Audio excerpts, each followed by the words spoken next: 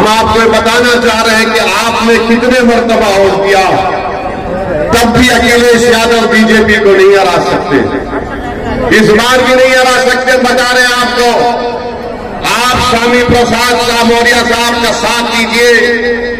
कुशीनगर से हमको मोदी को हराना है। स्वामी प्रसाद मौर्य साहब का मुकाबला अखिलेश यादव से नहीं है, नरेंद्र मोदी से उनका मुकाबला है। आप देखते हैं कि समाजवादी पार्टी ने अपने परिवार के 5 लोगों को इलेक्शन लड़ा रहे हैं। आजमगढ़ से लेकर फिरोजाबाद तक अखिलेश यादव के रिश्तेदार और खानदान के लोग, परिवार के लोग लड़ रहे हैं। आप बताइए फिर कौन सी सियासत अखिलेश यादव कर रहे हैं? मैं आपसे एक सवाल कर रहा हूं। कल अखिलेश यादव की सभा हुई थी कुशीनगर में, हुई थी ना? क्या उन्होंने अपनी जबान से मुसलमान कहा लफ्ज मुसलमान कहा? जो अपनी जबान से मुसलमान नहीं कह सकता वो तुम्हारे वोट का हकदार नहीं हो सकता। स्वामी प्रसाद मौर्य साहब है, खुलकर कहते हैं किसी के बाप से डरने वाला नहीं है शख्सियत। जो अपनी जबान से मुसलमान नहीं कह सकता वो आकर हमारे दरमियान में कह रहा है कि हमको वोट दे दो पीडीए के नाम पर। अरे अखिलेश यादव जरा ये तो बता दो कि तुम बीजेपी का डर दिखा रहे हो, मगर जब तुम मुख्यमंत्री थे 2013 में मुजफ्फरनगर में फसाद हुआ था, मुजफ्फरनगर में फसाद हुआ था, 50,000 मुसलमान घर से बेघर हो गए थे। कौन था मुख्यमंत्री? अखिलेश यादव थे। वहां पर कई महिलाओं की इज्जत लूटी गई।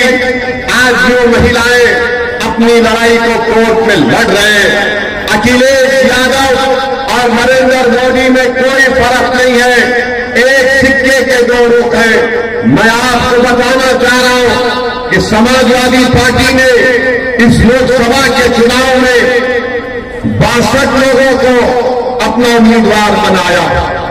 62 में कितने मुसलमानों को टिकट दिया? अखिलेश यादव ने 4 को। अपने परिवार से 5 लोगों को टिकट देते हैं और आकर सामाजिक न्याय की बात करते हैं, आकर इतिहास की बात करते हैं। बताइए मेरे अजीज दोस्तों और बुजुर्गों, किस बुनियाद पर आप समाजवादी पार्टी को वोट देंगे जो बीजेपी को हरा नहीं सकती? तो कुशीनगर की जनता से अपील करने आए हैं कि आप 1 तारीख के दिन अपना एक वोट का सही इस्तेमाल करिए और अपने वोट के जरिए नरेंद्र मोदी को कुशीनगर में हराइए और यहां से बीजेपी को हराने का काम करिए। पार्लियामेंट में अगर स्वामी प्रसाद मौर्य साहब जाएंगे, असदुद्दीन ओवैसी होगा, इम्तियाज जलील होंगे इंशाअल्लाह, अख्तर ईमान होंगे इंशाअल्लाह, पीडीएम के हमारे कई लोग जीत कर जाएंगे। अगर पार्लियामेंट में यूनिफॉर्म सिविल कोड का बिल आएगा तो क्या अखिलेश यादव उस बिल को फाड़ेंगे या असदुद्दीन ओवैसी और स्वामी प्रसाद मौर्य उस बिल को फाड़ेंगे? CAA का कानून लाया गया, CAA का कानून नरेंद्र मोदी ने लेकर आया। पूरी पार्लियामेंट में हमने 303 बीजेपी के एमपी इसके सामने खड़े होकर कहा कि ये तुम्हारा बिल काला कानून है जो मजहब के नाम पर नाइंसाफी करता है। बाबा साहेब अम्बेडकर के बनाए हुए संविधान के खिलाफ तुमने कानून बनाया। हमने कहा मोदी मैं इस कानून के बिल को फाड़ता हूं।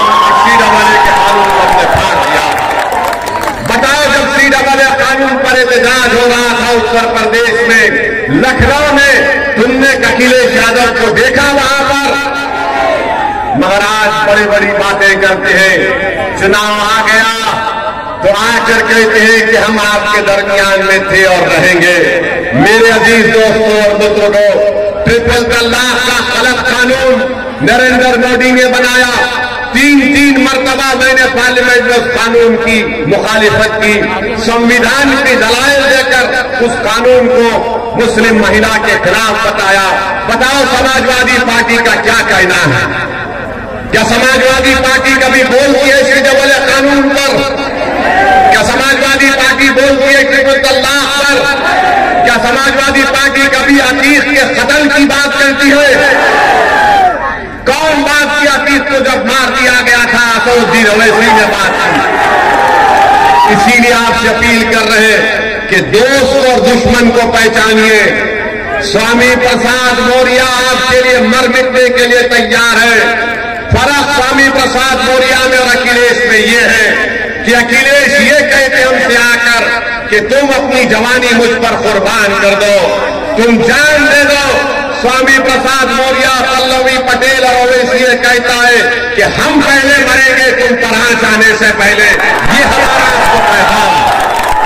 तो मेरे इज्जतदार मां और बहनों से मेरी अपील है कि 1 तारीख के दिन गन्ना किसान के निशान पर बटन दबाइए। अब आप जानते हैं कि भारत के प्रधानमंत्री आजकल क्या क्या अनाप शनाप कह रहे हैं। आज मोदी जी कह रहे हैं कि मैं अपनी मां के पेट से पैदा नहीं हुआ, बायोलॉजिकल पैदा हुआ। हम पूछना चाहते हैं उत्तर प्रदेश के मुख्यमंत्री से, बाबा से, कि बाबा आप मोदी की बात से मुत्तफिक हैं कि ये बायोलॉजिकल नहीं पैदा हुए? आप बताइए मोदी जी क्या क्या बातें कर रहे हैं, क्या क्या कह रहे हैं? और कह रहे हैं कि ऊपर वाले ने उनको एक मकसद के तहत यहां पर भिजाया है। मोदी, तुमने भारत के युवाओं के मुकद्दर को बर्बाद कर दिया। भारत के युवाओं का बेरोजगारी का तनासुब परसेंटेज 45% है और मोदी जी कह रहे हैं कि मैं बायोलॉजिकल पैदा नहीं हुआ। आप अंदाजा लगाइए, मोदी जी कहते हैं कि भारत के 17 करोड़ मुसलमान घुसपैठी है।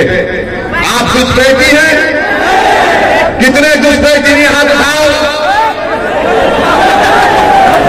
मोदी जी बोल रहे हैं कि घुसपैठी है और मोदी जी बोलते हैं कि मुस्लिम महिलाएं ज्यादा बच्चे पैदा कर रही हैं। मोदी जी आप भूल गए कि आपके पप्पा ने 6 बच्चों को पैदा किया। अमित शाह की 6 बहनें हैं और आरएसएस वाले जो जिंदगी में शादी नहीं करते या करते नहीं मालूम, उनकी जिंदगी जरा गड़बड़ रहती है। गोलवालकर के 11 भाई बहन थे और आज मोदी जी बोलते हैं कि बच्चे ज्यादा पैदा कर रहे हैं। मोदी जी कहते हैं कि जुमे के दिन झारखंड में छुट्टी दी जा रही है, संडे ईसाइयों का दिन है। अब क्या मुसलमान हिंदू और ईसाई लड़ेंगे?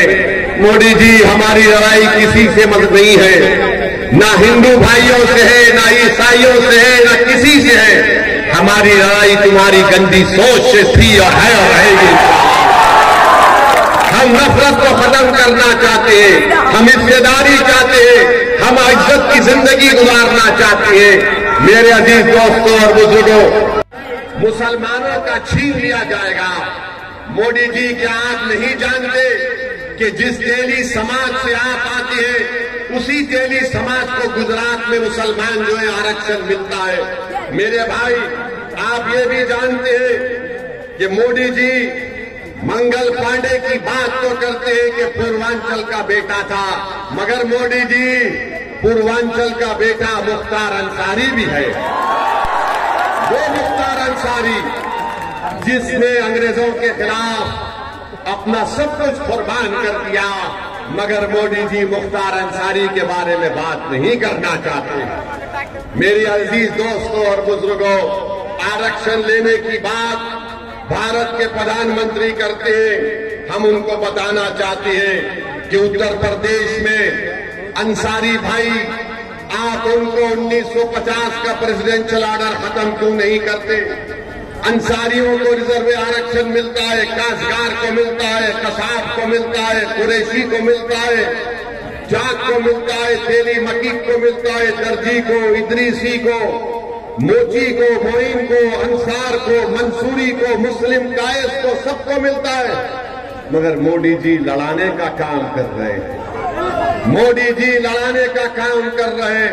मोदी जी अब बस करो, कितना लड़ाओगे, कितना नफरत को आम करोगे।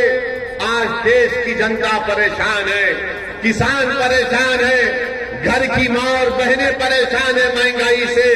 तो अपनी नाकामियों को छुपाने के लिए नरेंद्र मोदी आज हिंदू मुस्लिम की नफरत की राजनीति कर रहे हैं। इस नफरत की राजनीति को अगर कोई खत्म कर सकता है तो पीडीएम कर सकता है। अखिलेश यादव सिर्फ परिवारवाद की सियासत करेंगे। अखिलेश यादव सिर्फ एक ही वाई की सियासत करते हैं। नाम तो लेते हैं एम वाई का, मगर पूरी राजनीति करते हैं वाई के नाम पर। मेरी आपसे गुजारिश है कि मुल्क के हालात बड़े गहरे हैं, खतरनाक भी है। और आप मोदी की फॉरेन पॉलिसी देखिए कि नेपाल एक मुल्क है, नेपाल, जिसने अपनी करेंसी की नोट छापी। उस करेंसी की नोट में उसने भारत के इलाकों को ये शामिल कर लिया है, कह करके नेपाल का हिस्सा है।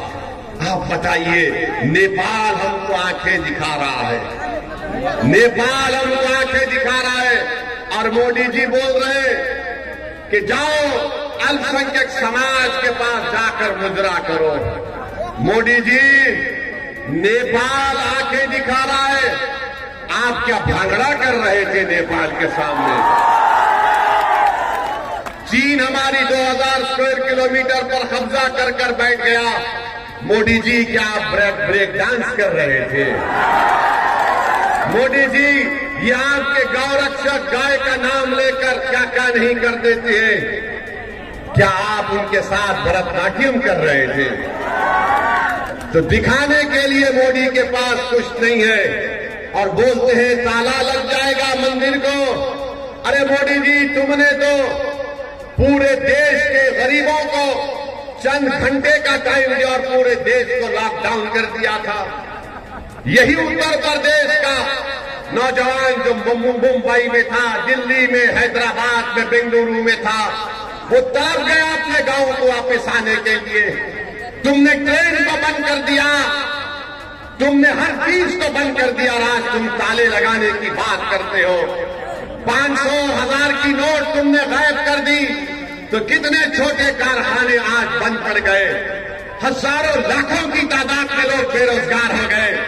मगर मोदी को सिर्फ ताले की बात करते हैं। मेरे भाइयों बहनों, हम आपसे अपील कर रहे हैं कि 2014 में जब मोदी आए थे तो कहा था मैं 15 लाख दूंगा, मैं अच्छे दिन लेकर आऊंगा, और कहा कि मैं चाय बेचने वाला हूं। मगर उन्होंने क्या किया? उन्होंने देश को बेच दिया चाय के नाम पर। 2019 का लोकसभा का चुनाव आया तो मोदी चाय वाला नहीं बोले, मोदी अच्छे दिन भूल गए, 15 लाख भूल गए, कहा मैं चौकीदार हूं। 2019 चला गया, अब 24 आया है तो मोदी कह रहे मंगलसूत्र निकाल लिया जाएगा। मोदी कह रहे कि घुसपैठी है। मोदी क्या क्या आप कह रहे हैं? मेरे अजीज दोस्तों और बुजुर्गों, आपको इन तमाम लोगों को घर को भी जाना है जो उत्तर प्रदेश और देश को कमजोर करने का काम कर रहे हैं। तो हम आपसे अपील करने आए हैं। हाँ, और एक बात याद रखिए, मोदी कहते हैं पार्लियामेंट में, हमने सुना मोदी ने कहा, क्या कहा मोदी ने? कि देश का सबसे बड़ा पिछड़ों का नेता मैं हूं।